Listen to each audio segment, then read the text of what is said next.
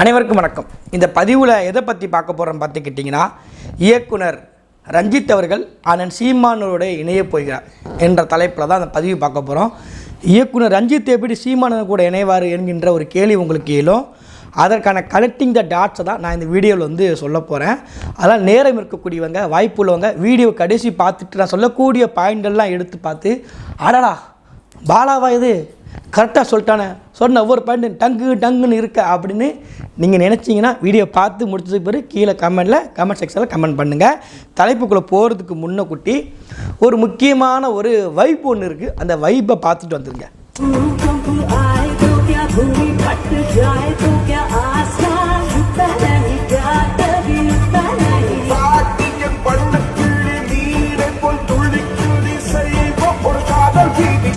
எப்பேற்பட்ட வைப்பு இது கிடைக்கவே கிடைக்காது.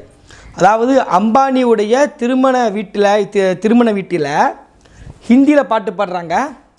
ஏஆர் ரகுமான் அவர்கள் என்ன பண்ணுறாருன்னா, தன்னுடைய தாய்மொழி தமிழில், இந்த வார்த்தை ரொம்ப முக்கியம், தன்னுடைய தாய்மொழி தமிழில் ஒரு பச்சை தமிழன், ஒரு மானத்தமிழன், தமிழ் இனத்திற்கென்று ஒரு அடையாளத்தை கொடுக்கக்கூடிய இசையில் ஏஆர் ரகுமான் அவர்கள் என்ன பண்ணுறாங்க, தமிழில் அங்கே பாட்டு பாடுறாங்க. இதை நம்ம என்ன பேசுகிறோம்னா பெருமையாக பேசுகிறோம். கரெக்டாக எங்கள் ஊர் தமிழ் மொழியில் அங்கே ஹிந்தியில் பாடுறாங்கங்க அந்த பொம்பளையாள். ஆனால் எங்கள் ஏஆர் ரகுமான் பாருங்கள், தாய்மொழி விட்டு கொடுக்காம தமிழை பாடுறாங்க, அந்த மொழி பற்ற பாராட்டுறாங்க அப்படின்னு சொல்லி நம்ம பெருமையாக பேசுகிறோம். சரிதானே? இதில் எதுலேயுமே டவுட் யாருக்குமே இருக்க சந்தேகம் இருக்காது. இதே மாதிரி ஒருத்தர் இருக்காருங்க. யாருன்னு பார்த்துக்கிட்டிங்கன்னா, வட சென்னை மக்கள் முழுக்க நம்மளுடைய ஆதி தமிழர்கள் தான். சென்னை பகுதி எடுத்துக்கிட்டாலே நம்ம ஆதி தமிழர்கள் தான் அங்கே நிறைஞ்சி இருக்கிறாங்க. அதில் எந்த ஒரு மாற்று கருத்தும் கிடையாது.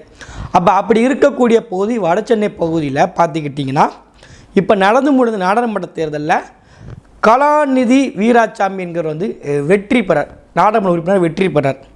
இதில் பார்த்துக்கிட்டிங்கன்னா, இப்போ ஏஆர் ரகுமானுடைய ஒரு வீடியோ நீங்கள் பார்த்தீங்க, அதே மாதிரி இந்த கலாநிதி வீராசாமி அவர்கள் ஒரு வீடியோ ஒன்று பேசியிருக்காரு, ஒரு மேடையில் போய் பேசியிருக்காரு. அது என்ன அப்படிங்கிறத நீங்கள் பார்த்துட்டு வந்துருங்க. రేవంత్ రెడ్డి గారు కూడా చెప్పారు వచ్చినప్పుడు, తమిళనాడులో ఉండి నువ్వు వస్తున్నావు, నీకేం కులం ఏరా ఉంది, మీకు మీరు అందరూ కులం లేదంటారు కదా అని చెప్పి. ఉంటేనే అక్కడ తమిళనాడులో చాలామంది కమ్మారు ఉన్నారు, తెలుగువారు ఉన్నారు. ఇన్ఫ్యాక్ట్ అక్కడ ఉండే తెలుగు కమ్యూనిటీ ఒక వెరీ స్ట్రాంగ్ కమ్యూనిటీ, ఒక 40% దగ్గర తెలుగు కమ్యూనిటీ ఉంటారు. இது என்ன மொழியில் பேசுகிறான்னு பார்த்துக்கிட்டிங்க, பாவுனாரா சப்சானா அப்படின்னு சொல்லக்கூடிய தெலுங்கு மொழியில் பேசிக்கிட்டு இருக்காரு. நான் ஏஆர் ரகுமான் அவர்களை பாராட்டினேன். எதற்காண்டி பாராட்டினேன்? தாய்மொழி தமிழில் ஒரு தமிழன் பேசுகிறாருங்க அப்படின்னு சொல்லி. இதே மாதிரி தான் அவருடைய தாய்மொழியில் யார் பேசுகிறா? கலாநிதி வீராசாமி அவர்கள் தன்னுடைய தாய்மொழியில் எங்கள் ஆந்திராவில் நடக்கக்கூடிய நிகழ்வு ரேவந்த் ரெட்டி நடத்துகிறாரு, அங்கே ஒரு முதலமைச்சர், அந்த நிகழ்வில் போய் தெலுங்கில் தாய்மொழியில் பேசிட்டு போகிறார் ஒரு பக்கத்தில். ரெண்டாவது, இந்த நிகழ்வில் கலந்துக்கிட்டதுனாலேயே வெங்கைய நாயுடுன்னு ஒருத்தர், வெங்கைய நாயுடு யார்? பிஜேபியை சார்ந்த ஒருத்தர். இவர் யார்? திமுக கட்சியை சார்ந்த ஒருத்தர். இப்போ பிஜேபிக்கும் திமுகவுக்கும் பரம்ப எதிரி அப்படி தான் நமக்குள்ளே கட்டமைச்சிட்டு வரீங்க. கரெக்டு தானே? அப்படி தானே உருவாக்கிட்டு வரீங்க. சங்கிகளை நம்ம சங்கிலை மிதிக்கணுங்க அப்படின்னு சொல்லுவாங்க. ஆனால் நாட்டினுடைய பிரதமரை முதலமைச்சர் மு க ஸ்டாலின் அவர்கள் தனியாக சந்திப்பது நேரம் கேட்பார். இணையதளத்தில் இருக்குது, பதிவு இருக்குது. வெங்கைய நாயுடு அவர்களுடைய முடிந்து போன பிறந்தநாளை 2 நாள் கழித்து இந்த கம்மாவா குளோபல் இங்கே ஒரு நிகழ்வு நடந்துச்சு. அந்த நிகழ்வில் ரேவந்த் ரெட்டி கலந்துக்கிறாரு, ஆந்திரா முதலமைச்சர். அந்த நிகழ்வில் தமிழ்நாட்டை சார்ந்த வட சென்னையினுடைய பிரதிநிதியாக தேர்ந்தெடுக்கப்பட்ட கலாநிதி வீராசாமி கலந்துக்கிறாங்க. அப்போ வெங்கைய நாயுடுனுடைய முடியல பிறந்தநாளைக்கு எவ்வளோ வருத்தம் விஷயம் பார்த்துக்கிட்டிங்களா? ஆனாலும் விடமாட்டார் எங்களுடைய கலாநிதி வீராசாமி அவர்கள். என்ன நினச்சிங்க? திமுக கூட திராவிட சித்தாந்தத்தை, திராவிட மொழி பேசக்கூடியவர், திராவிடருக்கு ஒன்று விட்டு கொடுத்துருவாரா? 2 நாள் கழித்து பார்த்து வந்துட்டார். ஆமாம், வெங்கைய நாயுடு 2 நாளில் பிறந்தாலும் முடிஞ்சாலும் பரவாயில்ல, நான் இருக்க உங்களுக்கு தமிழ்நாட்டில் இருந்து சொல்லி பார்த்து வந்தார். இப்போ நம்ம என்ன சொல்கிறோம்னா, இந்த பற்று நம்ம பாராட்டுறோங்க. அவர் கலாநிதி வீராசாமி பேசுனது, தெலுங்கு மொழியில் பேசுனது நம்ம பாராட்டுறோம். எப்படி ஏஆர் ரகுமான் நம்ம பாராட்டுறோமோ அதே மாதிரி கலாநிதி வீராசாமி அவர்கள் நம்ம பாராட்டுவோம். ஆனால் நீங்கள் அங்கே போய் தெலுங்கில் பேசுகிறீங்க, இங்கே ஏன் தமிழில் பேசுகிறீங்க? எப்படி ஏஆர் ரகுமான் அவர்கள் ஒரு தமிழன் எப்படி இருப்பான்னு உதாரணங்க. இது அம்பானி வீட்டு நிகழ்வு. இந்த அம்பானி வீட்டு நிகழ்வில் அவர் நினச்சா ஹிந்தியில் பேசியிருக்கலாம். ஹிந்திலே பாட்டு ஹிந்திலே ஃபேமஸ் தான் ஏஆர் ரகுமான் அவர்கள். யாருமே நம்ம சொல்லி தெரிய வேண்டாம், அவ்வளோ வைப்பு கொடுத்த ஒருத்தர். அவர் என்ன ஹிந்திலே பாட்டுக்கலாம், அங்கே போய் தமிழ் பாஷை. காரணம் என்ன? அந்த மொழிப்பற்று. தன்னை தமிழன் எங்கே போனாலும் நிறுத்துறார். எப்படி? அந்த தன்னை தமிழன் சொல்லி தன் அடையாளத்தை எங்கேயும் மறைக்காத மானத்தமிழன். இந்த வார்த்தை ரொம்ப முக்கியம், மானத்தமிழன். தமிழர்கள் எங்கே போனாலும் தமிழர்கள்ன்றத போர்வையில் தான் இருப்பார்கள். ஆனால் இந்த திராவிடர்கள் தான் இந்த பச்சை ஒந்தி பார்த்துருக்கீங்களா, நிறம் மாறும், பச்சை கலரில் மாறும், ஊதா கலரில் மாறும், வெள்ளை கலரில் மாறும், பச்சை ஒந்தித்தனமான வேலைகள் செய்வார்கள். அதற்கு உதாரணம் தான் இந்த கலாநிதி வீராசாமி. இந்த வடசென்னையில் நீங்கள் பிரச்சாரம் கேட்கும்போது ஏதாவது ஒரு இடத்துல போய் தெலுங்கில் போய் பேசியிருக்காரா? நம்ம மக்கள்கிட்ட தெலுங்கில் பேசலை. எப்படி பேரை பாருங்கள், கலாநிதி வீராசாமி. தமிழை சுத்தமான பேரில் வச்சுக்கிடுவாங்க. ஆனால் அங்கே போய் proud Kannadiga, I'm proud Telugu, I'm proud Andhra Pradesh அப்படின்னு சொல்லி பெருமையாக பேசுவாங்க. இதுதான் இங்கே இருக்கக்கூடிய நிலவரம். இதில் ரஞ்சித் அவர்களுக்கு என்ன பார்ட் இருக்குது? இந்த பக்கத்தில் கலாநிதி வீராசாமி, ஏஆர் ரகுமான் சேர்த்து பேசியாச்சு, ஓரளவுக்கு புரியுது. தமிழனாக ஏஆர் ரகுமான் இருக்கிறாரு, திராவிடராக கலாநிதி வீராசாமி இருக்கார், புரியுது, ரைட்டு. இது ரஞ்சித் என்ன செஞ்சாலும் உங்களுக்கு ஒரு கேள்விகளும். இதுதான் முக்கியமான பெண். நம்ம கண்டென்ட்டுக்குள்ளே இப்போ தான் போகிறோம். அதாவது ஒரு 2 நாளைக்கு முன்னக்கூட்டி ரஞ்சித் அவர்கள் ஒரு பேரணி வைக்கிறார். ஆம்ஸ்டாங் அவர்களுக்காண்டி ஒரு பேரணி ஒன்று வைக்கிறார். அந்த பேரணியில் அது எல்லாருக்கும் தெரியாது, திருமாவளவன் பண்ண ஒரு கேவலமான அரசியல், அருவக்கு தந்த அரசியல், காசு கொடுத்து கூடக்கூடிய யாரும் போகக்கூடாதுன்னு சொல்லி ஒரு மானங்கட்ட ஸ்டேட்மெண்ட்டை கொடுத்துட்டார். அவர் வாழ்க்கையிலே செய்த மிகப்பெரிய பிழை. அவர் பிழைப்புவாதி என்பது மக்கள்கிட்ட அவரை அறிமுகப்படுத்திட்டார். நம்ம யாருமே சொல்ல வேண்டாம், அப்படி வேலையை செஞ்சு விட்டு போயிட்டாப்புல. அந்த நேரத்தில் ரஞ்சித் அவர்கள் ஒரு பேச்சு என்ன பேசுகிறாருன்னா, சென்னை முழுக்க நாங்கள் தாங்க, எங்கள் கண்ட்ரோல் தாங்க சென்னை எப்போதுமே இருக்கும் அப்படின்னு சொல்லி பேசுகிறார். அதுக்கு திராவிட ஹைனா கூட்டங்கள் என்ன பேசுகிறாங்க நீங்களே கேளுங்க. சென்னைனா அடையாளப்படுத்த போது என்ன எதை சென்னை அது எப்படி அடையாளம் மட்டும் சொல்ல முடியும்? அதெல்லாம் நீங்க சொல்லுவீங்க. இவங்க சென்னைன்னு ஒரு அடையாளப்படுத்த போறது நீங்க சொல்றது எங்க டெட்சாட் உலகம் இல்ல. சென்னைனா எதை அடையாளப்படுத்த போறானுங்கன்னா சேரியத்தான் அடையாளப்படுத்த போறானுங்க.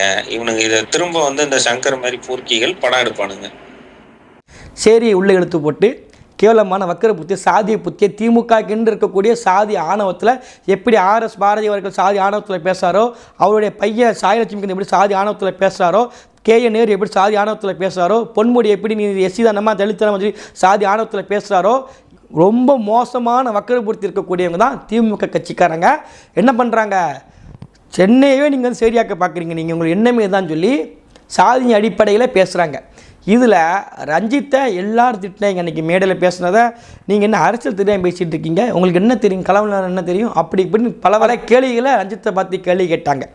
இப்போ ரஞ்சித் அவர்கள் ஒரு முடிவு எடுத்தார். எல்லாருக்கும் தெரியும், ஆம்ஸ்டாங்களுடைய கொலை வழக்கில் திமுக கட்சியை நேரடியாக ரஞ்சித் எதிர்த்துட்டார். இந்த ரஞ்சித்தை எதிர்த்த உடனே ரஞ்சித் அவர்களை பொறுத்த வரைக்கும் ஒரு ஆதி தமிழ் குடி. அப்போ இவர் நம்ம நேரடியாக எதிர்க்க முடியாது. ஏன்னா எதிர்த்தோம்னா திமுக இருக்கக்கூடிய சாதி வெறி, ஆதி தமிழர்களுக்கு தலித்துகளுக்கு செய்யக்கூடிய அநீதி நேரடியாக தெரிஞ்சிடும். ஆனால் ரஞ்சித்தை பேசினோம்னா எஃபெக்ட் பெருசாக இருக்கும். அப்போ ரஞ்சித்தை பேச முடியாமல் திருடனுக்கு தேல் கொட்டின மாணிக்க ஹைனா கூட்டங்கள் வாய மூடிட்டு இருக்கு. இருந்தால் இணைய உப்பிகள் கொதிச்சு எழுந்துக்கிட்டு தான் இருக்கிறாங்க. இப்போ ரஞ்சித் அவர்கள் திமுகவை எதிர்த்துட்டாலே வேறு ஆப்ஷனே கிடையாது. அந்த இடத்துல நாம் தமிழர் கட்சி போகக்கூடிய அரசியல் நோக்கி ரஞ்சித் அவர்கள் வந்துவிட்டார். ஏன்னா சீமானன் எப்போதுமே சொல்லுவாங்க, நீங்கள் எங்கே சுற்றினாலும் நீ கடைசியில் என்கிட்ட தான் வரணும். காரணம் முளைக்குச்சி என்கிட்ட தாண்டா இருக்குது அப்படின்னு சொல்லுவார். அதுதான் இப்போ நமக்கு என்ன நடந்திருக்குன்னா, ரஞ்சித் அவர்கள் திமுக செய்யக்கூடிய துரோகத்தை அந்த மக்கள்கிட்ட நேரடியாக நிப்பாட்டிட. அதுவும் குறிப்பாக திமுகவில் 2 சீட்டு 6 சீட்டு பிச்சை எடுக்கக்கூடிய பிச்சைக்காரர்களை நான் சொல்லலைங்க, அவர் தான் சொன்னார். நான் ஒன்றும் அடிமைகள் கிடையாது, உங்கள்கிட்ட சிட்டி பிச்சை கேட்கலன்னு சொன்னார்லா. அப்படி அடிமைகளை நேரடியாக அந்த மக்கள்கிட்டே என்ன அறிமுகப்படுத்திட்டார். பயமுறுத்தலாம். ஸோ உங்கள் கட்சியில் நாங்கள் கட்சிக்காரர்களாக சேர்ந்து எம்எல்ஏவாக ஜெயிச்ச அடிமைகள் கிடையாது. நாங்கள் நான் அடிமை கிடையாது, திமுக அடிமை வேலை பார்க்க அவசியம் கிடையாது, எங்கள் மக்களுக்காண்டி நான் பேசுவேன்னு சொல்லி நேரடியாக ரஞ்சித் அவர்கள் பேசிட்டார். அப்போ இங்கே திமுக எதிர்த்தாலே ஒரு பக்கத்து என்ன முத்திரை கொத்துவாங்க, சங்கிங்க முத்திரை குத்துவாங்க. ரஞ்சித் அவர்கள் சங்கியா? சங்கி கிடையாது, எல்லாருக்கும் தெரியும். ஆனால் என்ன, இவங்களுடைய வக்கர புத்தியில் பேசி தான் ஆவாங்க. ஏன்னா ஒரு ஆப்போசிட்டாக இருக்கக்கூடிய ஒரு அரசியலை காட்டணும். ரஞ்சித் அவர்கள் அங்கே போகிறது கிடையாது. அப்போ என்னன்னா, இன்றைக்கி திமுக எதிர்க்கக்கூடியவர், நாளைக்கு இதே ரஞ்சித் அவர்கள், இன்றைக்கி நம்ம பேசுவோம் தெரியுமா, இந்த வீராசாமி கலந்து வீராசாமி தெலுங்கு மொழியில் பேசுகிறான்ட்டு, நாளைக்கு இதே ரஞ்சித்தும் பேசுவோம். நீங்கள் எழுதி வச்சுக்கோங்க. நம்ம மக்களுக்காண்டி, நம்ம மக்களுடைய குரலாக நம்ம தாய்மொழியில் பேசாமல் அங்கே போய் தெலுங்கில் பேசிகிட்டு இருக்காங்க, அங்கே பாருங்கன்னு சொல்லி ரஞ்சித் அவர்கள், அண்ணன் சீமான் சொல்லக்கூடிய முளைக்குச்சி நம்ம தமிழ்நாட்டு அரசியலில் சீமான்கிட்ட மட்டும்தான் இருக்குது. நீங்கள் யார் எங்கே சுற்றினாலும் இறுதியாக அது எங்கே நிற்கும்னா தமிழ் தேசியத்திலையும் நாம் தமிழர் கட்சியின் கொள்கையில் மட்டும்தான் நிற்கும். காரணம் என்னென்னா, இங்கே திராவிடர்களுடைய அரசியல் அதிகமாக இருக்குது. அது இப்போ தான் தமிழர்களை புரிஞ்சுக்கிறாங்க. அது குறிப்பாக திமுக செய்யக்கூடிய துரோகத்தை புரிஞ்சுக்கிட்டாலே, ஏன் இந்த இடத்துல இந்த அமைச்சர் இருக்கார், இவர் எதுக்கு இன்றைக்கி எம்பியை நிப்பாட்டியிருக்காங்கன்னு சொல்லி நம்ம தெரிஞ்சுக்கிட்டாலே என்ன ஆயிரும், இங்கே இருக்கக்கூடிய மக்களுடைய அரசியல் அறியாமை போக்கிவிடும். அதற்கு முதல் படியாக ரஞ்சித் அவர்கள் தொடங்கிவிட்டார். நாளடைவில் சீமான் அவர்கள் சொல்வது தான் சரி என்கின்ற கோணத்துக்கு தள்ளப்படுவார். அதுதான் நிதர்சனமான உண்மை. இதுதான் ரஞ்சித் அவர்கள் சீமானோட இணைய போகிறாங்க. உண்மையிலேயே நம்மளுடைய தத்துவம், நம்ம கருத்து சரியாக இருக்குது பாருங்கள்.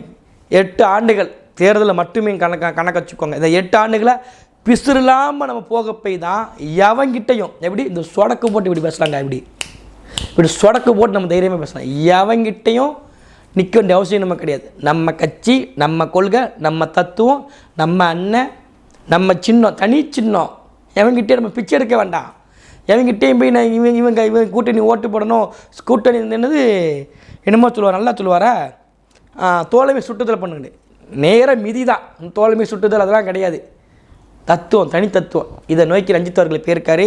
விரைவில் சீமானனுடைய கரங்களை வலுப்படுத்தணும். ஏன்னா இப்போ நடிகர் விஜய் வர வாராப்பில் அரசியலுக்கு இப்போ இதெல்லாம் சேர்ந்து பார்க்கும்போது இறுதி அத்தியாயத்தை திமுக எழுதிக்கிட்டு இருக்கு. அதில் கொஞ்சம் கொஞ்சமாக பால் ஊற்றிக்கிட்டு இருக்காங்க. இணை உப்பிகள் குழி தோண்டிக்கிட்டு இருக்காங்க. சீக்கிரம் அதில் போய் படுத்துருங்க. அவ்வளோதான், நாங்கள் அதான் சொல்ல வரோம். இந்த இணைக்கப்பட்ட புள்ளிகள் ரொம்ப முக்கியமானது. இந்த இணைக்கப்பட்ட புள்ளிகள்லாம் சரியாக இருக்கா? ஆற்காடு கலாநிதி வீராசாமி, இந்த பக்கத்தில் ஏஆர் ரகுமான், நம்ம ரஞ்சித் அவர்கள் சீமானனை சேர்த்து வச்சு பாருங்கள். நான் சொல்லக்கூடிய கணக்கு கரெக்டாக இருக்கும். திமுகவுக்கு இறுதி அத்தியாயத்தை நெருக்கி எழுதுவோம். சீக்கிரம் பாலை ஊற்றுவோம். நன்றி.